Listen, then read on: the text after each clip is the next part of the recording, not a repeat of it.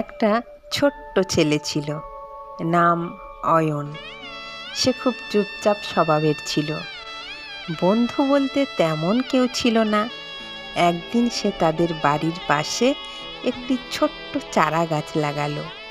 প্রতিদিন সে গাছটার কাছে যেত, জল দিত, নিজের মনের কথা বলতো। আজ স্কুলে আমার ভালো লাগেনি, আজ আমি নতুন কিছু শিখেছি।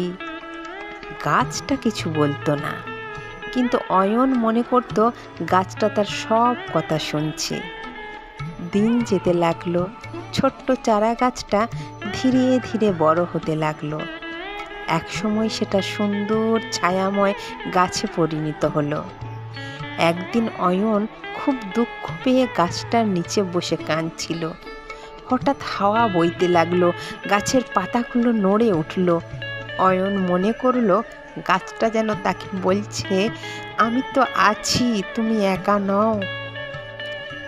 সেদিন অয়ন বুঝলো সে কখনো একা ছিল না, এই গাছটাই ছিল তার সব থেকে প্রিয় বন্ধু। বছর কেটে গেল, অয়ন বড় হলো, কিন্তু প্রতিদিন একটু সময় সে গাছটার কাছে আসতো। একদিন তার বন্ধু জিজ্ঞাসা করলো, তুই প্রতিদিন এখানে আসিস কেন? অয়ন হেসে বলল, কারণ এই গাছটা আমাকে কখনো বিচার করে না, শুধু আমার পাশে থাকে।